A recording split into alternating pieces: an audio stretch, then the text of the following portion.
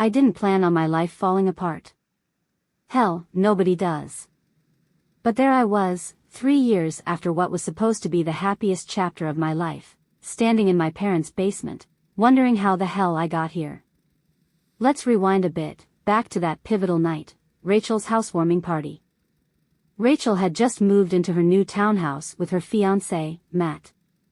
They were that annoyingly perfect couple who seemed to have it all figured out, matching furniture, shared Spotify playlists, and a Pinterest-worthy engagement story. I wasn't really in the mood to celebrate. Work had been hell lately, and I was barely sleeping. But Rachel was one of my closest friends, so I dragged myself out. That's when I met Ryan. He wasn't flashy or charismatic like the type of guys I usually went for. He was quiet. A wallflower at first glance, standing by the kitchen counter, sipping a beer like he'd rather be anywhere else. Normally, I wouldn't have given him a second look. But somehow, we ended up talking, and it wasn't forced or awkward. He had this way of making you feel heard. And then there was his dry, razor-sharp sense of humor. Before I knew it, I was laughing so hard that I almost spit out my drink. We talked for hours. He told me he worked in logistics, coordinating medical supply deliveries to hospitals. It wasn't a glamorous job, but the way he described it, with pride and a sense of purpose, caught me off guard. And when I shared stories about my job at urgent care, he didn't flinch at my dark, sarcastic humor about the horrors of healthcare. The next few months flew by. Ryan and I started dating, and for the first time in years, I felt grounded. He wasn't like the other guys I'd been with. He wasn't trying to impress me with grand gestures or empty promises. He was stable, reliable, and kind in ways that snuck up on you. I needed that stability. Nursing was tearing me apart, slowly but surely. Every day felt like an emotional marathon, dealing with screaming kids, panicked parents, and patients at their worst. I'd come home drained, emotionally and physically, and Ryan would just be there. No pressure, no expectations. He didn't try to fix me, he just held space for me to exist, broken pieces and all.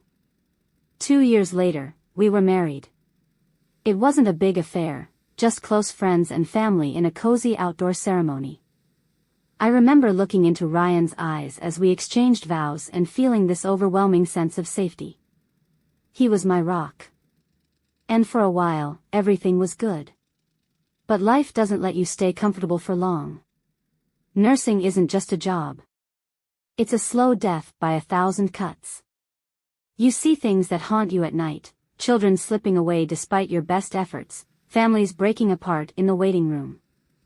I told myself I was strong enough to handle it, but day by day, it chipped away at my soul. Meanwhile, Ryan's career was taking off. He got promoted to regional operations manager, which meant more travel and more responsibilities. He was making great money, setting up new systems for distribution centers across the state. I was happy for him, truly. But a small part of me couldn't help but feel bitter. His work was rewarding him, while mine was grinding me into dust. That's when the idea started creeping into my mind. What if I took a break? Just a short one, to recharge and figure out my next steps. At first, it was just a fleeting thought. But the more I dragged myself through brutal shifts, the more appealing it became. I started dropping hints to Ryan, testing the waters. Must be nice to work from home sometimes, I said one night over dinner. He shrugged. Yeah, I guess. But it gets old. Still, I pressed. At least you're not on your feet for 12 hours straight. Ryan didn't say much, but I could tell he wasn't sold on the idea.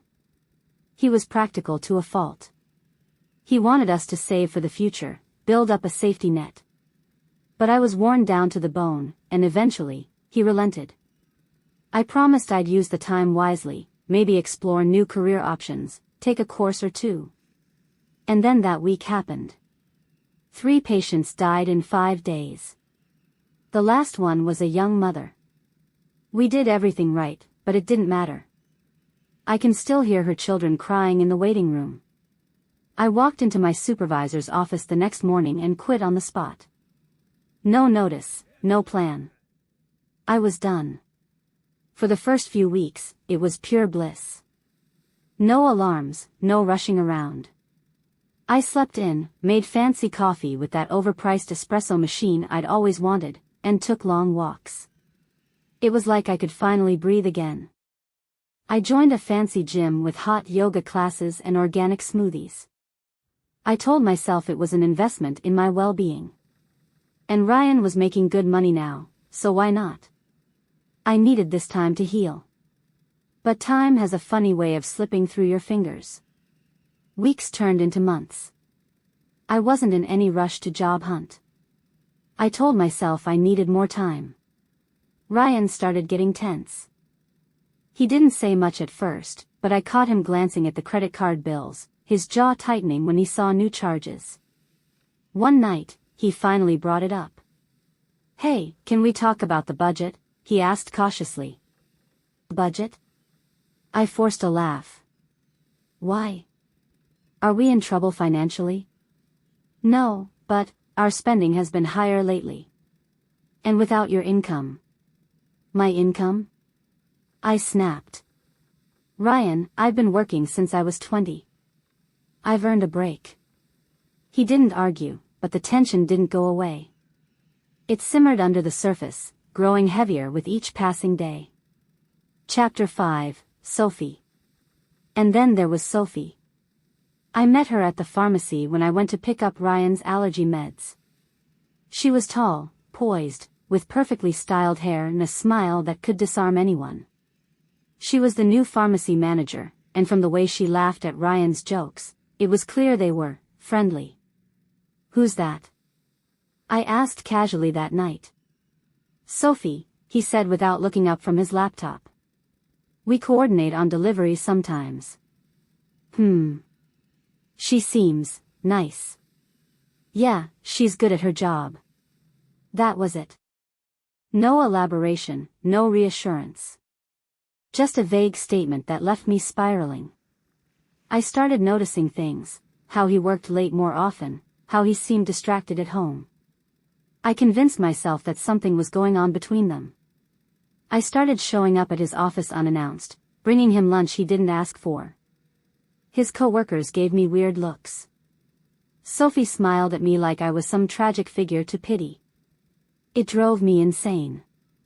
Chapter 6, The Breaking Point. The final blow came when I found the bank statement.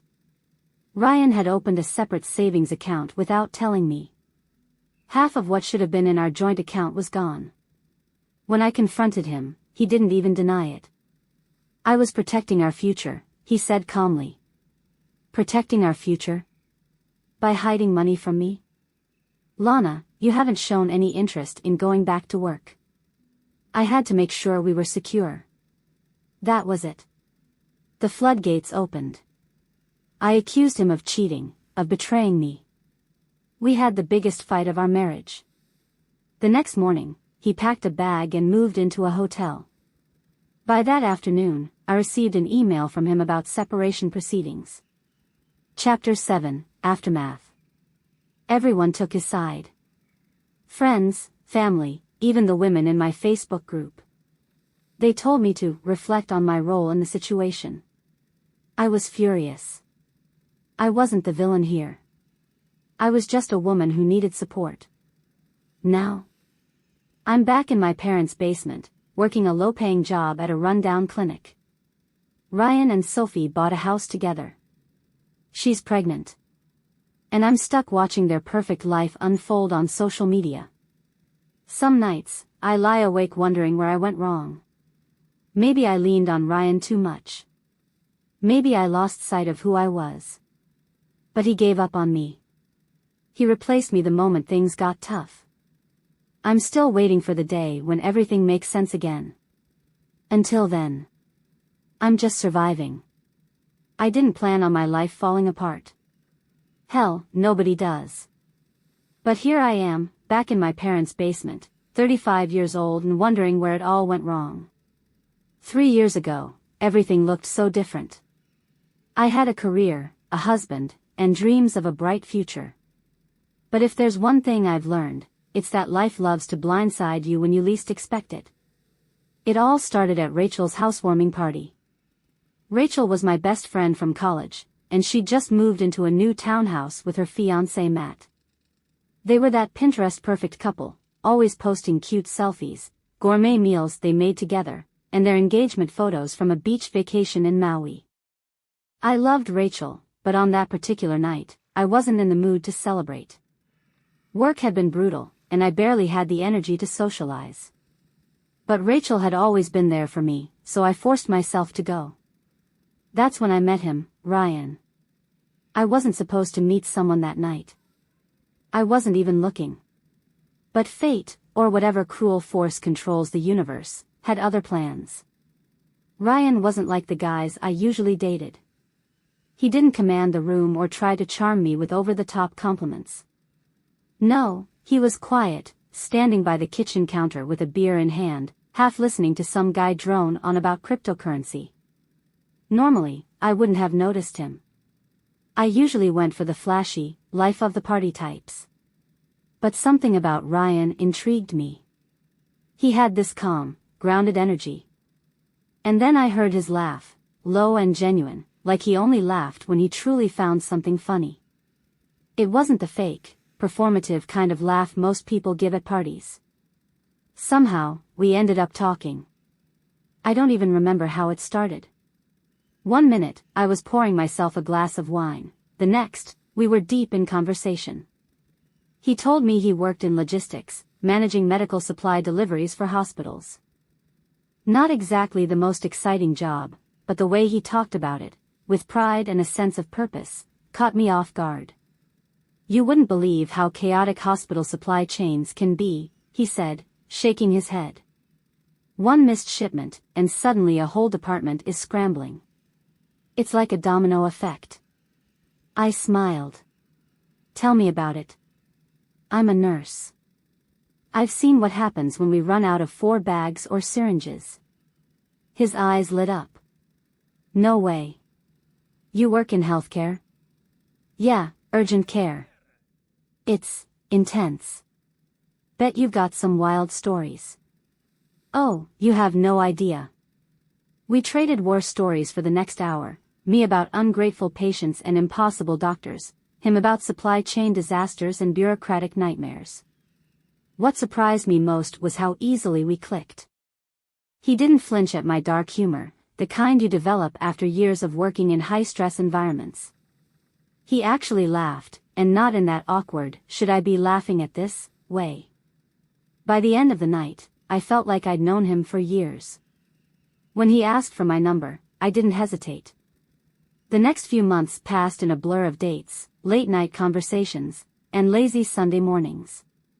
Ryan wasn't like any of the men I'd been with before. He didn't play games or keep me guessing. He was steady, reliable, and attentive in ways that sneaked up on you. He listened, really listened, and made me feel seen in a way I hadn't felt in a long time. I needed that more than I realized. Nursing was tearing me apart, bit by bit. It wasn't just the long shifts or the endless stream of patients. It was the emotional toll of constantly being surrounded by pain and suffering. Every day, I came home exhausted, both physically and mentally. I'd collapse onto the couch, too drained to even make dinner. But Ryan never made me feel guilty for being worn out. He didn't pressure me to be on all the time. He'd order takeout, rub my feet while we watched Netflix, and just let me exist in silence when I needed to.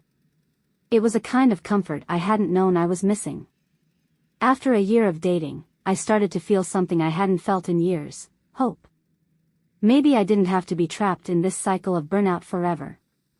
Maybe I could build a life that wasn't defined by my job. And maybe, just maybe, Ryan was someone I could build that life with. When he proposed on our 2nd anniversary, it wasn't some grand, over-the-top gesture. There was no flash mob, no skywriting, no dramatic speech. It was quiet, intimate, just the two of us in the park where we had our first date. "Lana," he said, taking my hand. You make everything feel right. I want to spend the rest of my life with you. I cried. I'm not usually the crying type, but in that moment, it felt like all the weight I'd been carrying had finally lifted. I said yes, and for the first time in a long time, I let myself believe in happily ever after. Our wedding was small, just close friends and family in a beautiful garden. Rachel was my maid of honor, and she gave a speech that made everyone laugh and cry in equal measure. As I stood there, holding Ryan's hands and looking into his eyes, I felt an overwhelming sense of peace. This was it. This was the beginning of the life I'd always dreamed of. But life doesn't let you stay comfortable for long. Marriage with Ryan was everything I thought I wanted, stable, comforting, and secure. The first year felt like a dream. We moved into a cozy apartment just outside the city, where we spent weekends hiking, binge-watching our favorite shows, or experimenting with new recipes in the kitchen. I loved the way we fit together so easily, like puzzle pieces that had finally found their match. But nursing was slowly draining the life out of me. I wasn't the same person I had been when we first met. Every shift left me more numb. It wasn't just the long hours or the exhaustion, it was the emotional toll. You can only witness so much pain and suffering before it starts to hollow you out. I tried to push through it like I always had, but I felt like I was drowning. Ryan was doing well at work. He'd gotten a promotion to regional operations manager, which meant he was now traveling a lot. I was happy for him, proud, even. But his success was a bitter reminder of how stuck I felt. His work energized him, gave him purpose. Mine? It was killing me, little by little. One night, after a particularly rough shift, I came home to find Ryan on the couch, scrolling through his laptop. He looked up and smiled as I kicked off my shoes and collapsed beside him. "Long day?" he asked, his voice soft with concern. I sighed heavily. "You have no idea. Lost a kid today. Respiratory failure. We did everything we could, but..." My voice trailed off. I couldn't even finish the sentence. Ryan reached for my hand and squeezed it gently. "I'm sorry, babe. I can't imagine how hard that must have been." I nodded, biting my lip to keep from crying. I didn't want to break down, not again. I was supposed to be tough, right? The nurse who kept her cool under pressure. But that night, all I could feel was the crushing weight of failure. "You know," I said quietly after a long pause, "I've been thinking, maybe I should take a break from nursing. Just for a little while. I don't know how much more of this I can handle." Ryan didn't respond right away. He shifted uncomfortably, his eyes dropping back to his laptop. "You mean like, quit?" he finally asked, his tone cautious. "Yeah. I mean, I'd figure something else out eventually. But I need a break. I'm burning out." He frowned, his brow furrowing. "I get it, Lana. I really do. But are you sure that's a good idea? What about our savings? Our plans for the future?" There it was, the practicality I both loved and hated about him. Ryan was the type who always thought 10 steps ahead. He needed a plan, a roadmap for every decision. But I was too exhausted to think about the future. I could barely get through the present. "I'm not saying I'll never work again," I said, trying to keep my voice calm. "I just need time to figure things out. Recharge. Isn't that what savings are for?" "I guess, yeah. But we'll need to be careful about expenses. You know, with only one income." I felt a flash of irritation but forced a smile. "Of course. I'll be mindful. I promise." Ryan didn't push the issue further that night, and I breathed a sigh of relief. I knew he wasn't thrilled about the idea, but I figured he'd come around. He loved me. He'd understand eventually. Or so I thought. Chapter 4, Bliss and Denial. For the first few weeks after I quit, I felt like a new person. No more waking up at 5 a.m., no more grueling 12-hour shifts on my feet. I could sleep in, take long bubble baths, and finally catch up on all the things I'd been too tired to enjoy. I joined a fancy gym with hot yoga classes and an overpriced smoothie bar. I told myself it was an investment in my mental health. Ryan seemed supportive at first. He'd kiss me goodbye in the mornings before heading to work and ask how my day was when he got home. But I noticed little things, how he'd glance at the credit card bills, or how his smile didn't quite reach his eyes when I told him about my self-care days. I brushed it off. He was probably just stressed from work. He had a lot on his plate with his new role. Besides, I deserved this time to decompress, right? I'd been working non-stop since I was 20. One break wasn't going to ruin us. But as the weeks turned into months, the tension grew. Ryan started coming home later and later.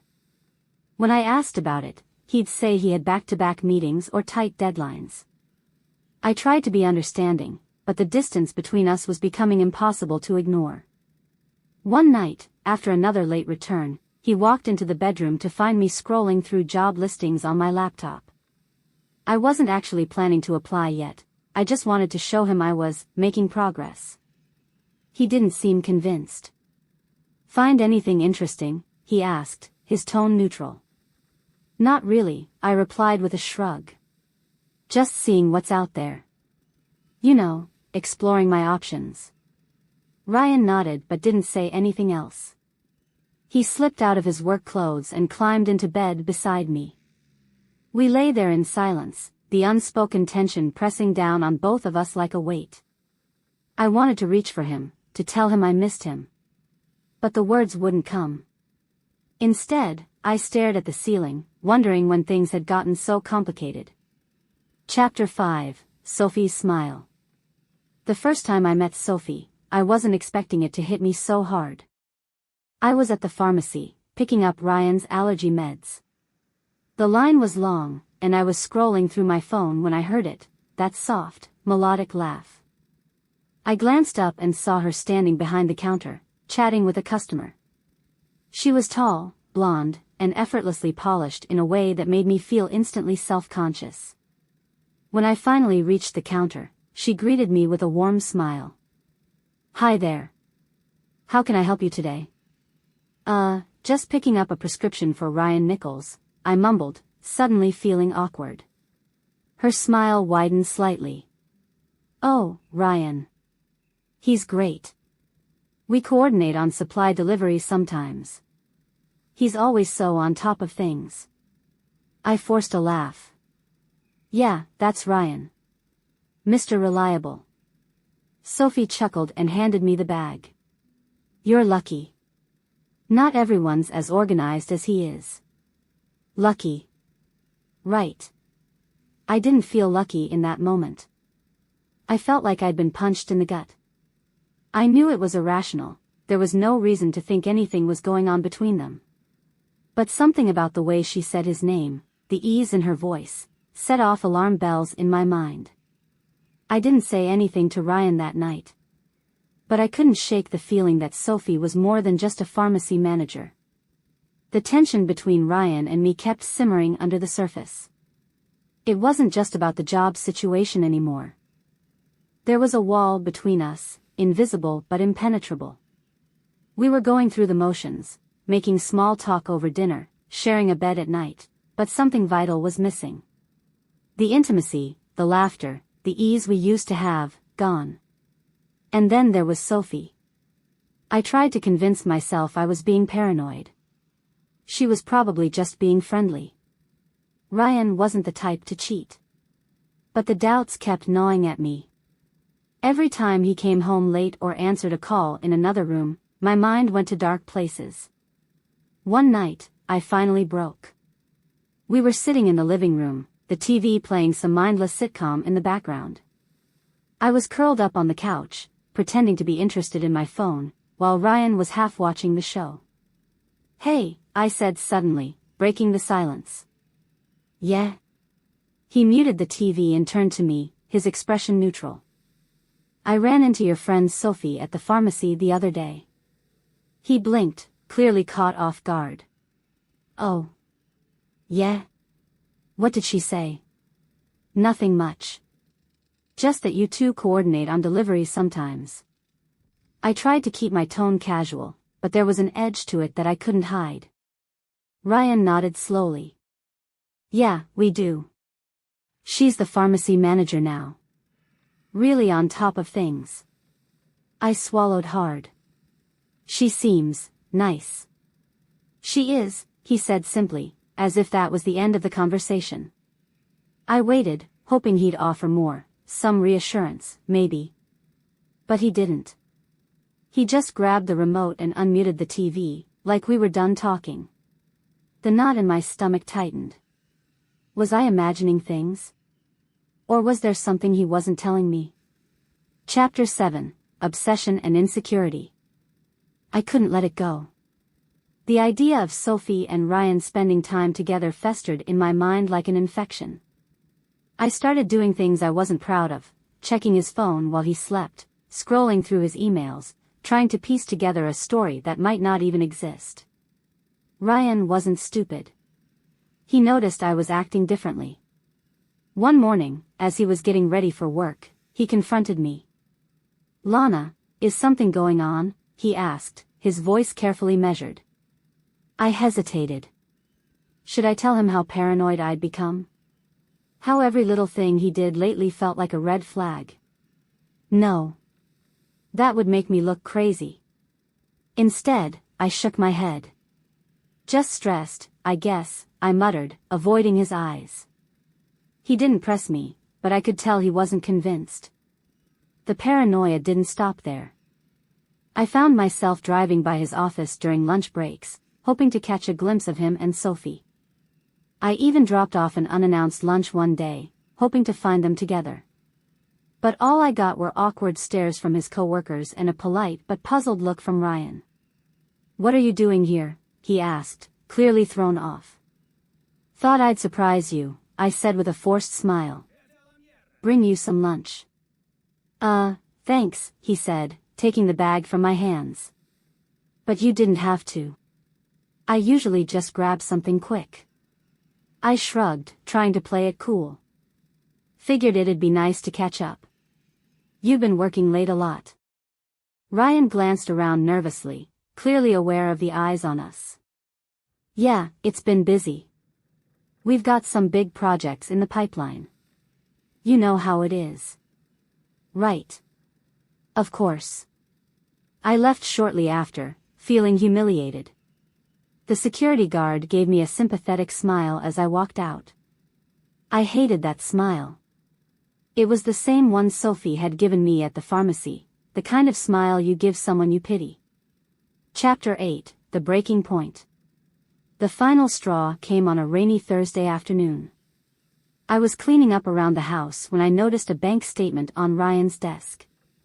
Normally, I wouldn't have snooped, but something compelled me to look. It was a separate account I didn't recognize. The balance made my heart drop. Nearly half of what should have been in our joint savings was sitting there in his name alone. I flipped through the pages, my hands trembling. The deposits had started around the same time Sophie became the pharmacy manager. Coincidence? I didn't think so. When Ryan came home that night, I was waiting for him. The statement was spread out on the kitchen table like evidence in a courtroom. What the hell is this? I demanded, my voice shaking with rage. He stopped in his tracks, his eyes widening in shock. Lana, where did you? Don't even try to deflect. Why do you have a separate savings account? And why didn't you tell me about it? Ryan sighed heavily and ran a hand through his hair. I was going to tell you. Eventually. Eventually? Are you kidding me? You've been hiding money from me, Ryan. What is this really about? Is it because of Sophie? He stared at me like I'd grown a second head. Sophie? What are you talking about? Don't play dumb. I've seen the way she looks at you. The way you've been acting lately. Don't tell me it's all in my head.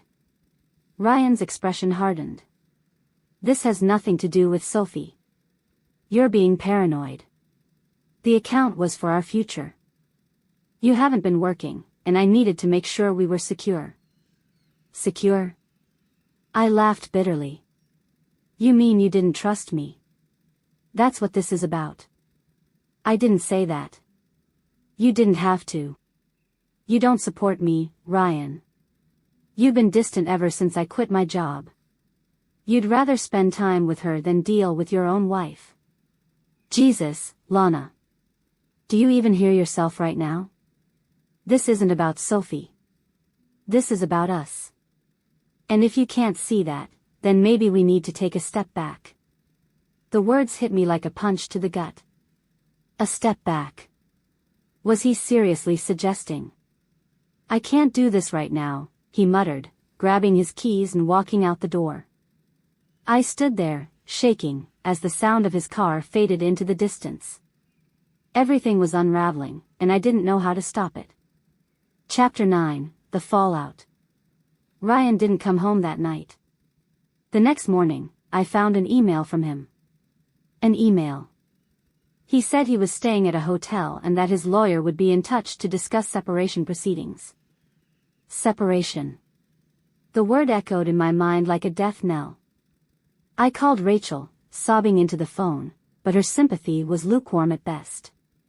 Maybe you should take some time to reflect, she said gently. Think about how you got here. Everyone seemed to think I was the problem. Even my own family hinted that I needed to reevaluate my priorities. I was alone. Truly, devastatingly alone. And the worst part? Ryan wasn't coming back. Chapter 10, The Aftermath. The days after Ryan left blurred into a haze. I moved through them in a daze, barely able to focus on anything. The house felt like a graveyard, silent, cold, and full of ghosts. Every corner reminded me of him. The couch where we used to cuddle. The kitchen where we danced to old playlists. Even the stupid coffee machine mocked me every morning. I didn't want to face the truth, but I had no choice. My marriage was over. Ryan's lawyer sent me the paperwork within a week. I stared at the neatly printed words, unable to comprehend how something so permanent could be reduced to a stack of forms. It felt surreal, like I was watching someone else's life fall apart. I tried reaching out to him, texting, calling, but he never answered. Eventually, I gave up. The silence was its own answer. Word spread fast. Friends who used to send supportive texts stopped reaching out. Social media became unbearable. Rachel and other mutual friends unfollowed me, probably because they were tired of my vague, passive-aggressive posts about betrayal and heartbreak. Even my Facebook empowerment group turned against me. One woman commented, "Maybe this is a chance to reflect on your own growth journey." Growth journey. What a load of bullshit. Chapter 11, Rock Bottom. I couldn't afford to stay in the house. Ryan had covered most of the rent, and now that I was unemployed, I didn't have the means to take over. The landlord was polite but firm when he informed me that Ryan had already called to explain the situation. "Maybe you can move back with your parents for a while," he suggested with an awkward smile. So that's exactly what I did. Packing up my things was humiliating. I stuffed clothes, books, and memories into boxes while tears streamed down my face. My parents were kind enough not to ask too many questions when I showed up at their doorstep, but I could see the disappointment in their eyes. Mom tried to be encouraging, talking about new beginnings, but Dad just sighed a lot and muttered things like, "In our day, people worked through their problems." I moved into my old bedroom, which hadn't changed much since high school. The cheerleading trophies on the shelf and the faded posters on the walls felt like relics from another life. I sat on the edge of my bed, staring at the room that used to be my safe haven, and wondered how I'd ended up here. I had no job. No husband. No friends. Just me and my regrets. Chapter 12, Starting Over. Reality hit hard when I started job hunting again. I hadn't worked in months, and employers weren't exactly eager to hire someone with a gap on their resume. The best offer I got was from a small clinic in a strip mall. The pay was abysmal compared to what I used to make, and the equipment looked like it hadn't been updated since the 90s. But I didn't have a choice. I needed money, and I needed structure. So, I swallowed my pride and took the job. The first few weeks were rough. The patients were difficult, the workload was overwhelming, and my coworkers were either burnt out or apathetic. I kept my head down, trying not to draw attention to myself. I couldn't bear the thought of anyone asking about my past, about Ryan, about why I'd left my old job, about the woman I used to be. But slowly, something strange started to happen. I found myself slipping back into the rhythm of nursing. The skills I thought I'd lost came back, almost like muscle memory. I was still exhausted at the end of every shift, but it felt different. Less suffocating. Maybe I was finally starting to heal. One night, after a particularly long shift, I found myself scrolling through social media again. I hadn't looked at Ryan's profile in weeks, but curiosity got the better of me. His account was still public. There were new photos, him and Sophie at some corporate event, smiling like a picture-perfect couple. In one post, she announced that they were expecting their first child. I stared at the photo for what felt like hours. Sophie looked radiant, her hands resting gently on her growing belly. And Ryan. Ryan looked happier than I'd ever seen him. I felt a pang of something, grief, jealousy, maybe both. But instead of crying, I closed the app and set my phone aside. For the first time, I didn't feel the urge to compare myself to them. Their life was theirs. It wasn't mine anymore. Chapter 13, Acceptance. The next few months were a turning point. I stopped obsessing over Ryan and Sophie. I stopped lurking on their profiles, stopped caring about what other people thought of me. It wasn't easy. Some nights, the loneliness crept in like a shadow, whispering all the ways I'd failed. But I learned to quiet those voices. Therapy helped. I started seeing a counselor who specialized in burnout and trauma. She didn't judge me or push me to move on before I was ready. Instead, she helped me unpack everything, the guilt, the anger, the fear of starting over. It's not about erasing the past, she told me during one session. It's about making peace with it. I carried those words with me like a mantra. Slowly but surely, I started to rebuild my life. I reconnected with some old nursing colleagues. I even went out for drinks with a few of them one weekend, laughing and swapping stories like old times. It felt good to be around people who understood me, people who didn't expect me to be perfect. I wasn't perfect. But maybe that was okay. Chapter 14, Moving Forward. A year later, I stood in front of the clinic's break room mirror, adjusting my scrubs. My shift was about to start, and for the first time in what felt like forever, I didn't dread it. The weight that had been crushing me for so long was finally gone. I'd come a long way from the woman who had fallen apart after quitting her job. I still had scars, emotional ones that would probably never fully heal, but I was stronger now. Wiser. I didn't hate Ryan anymore. I didn't blame him for moving on, for building a new life without me. We had loved each other once, and maybe that was enough. Not every love story ends with a happily ever after. Some just end. And that's okay. As I walked out onto the clinic floor, I felt a strange sense of peace. My life wasn't perfect, but it was mine. I was no longer defined by my failures or my past. I was defined by the choices I made moving forward. And today, I chose to keep going. The end.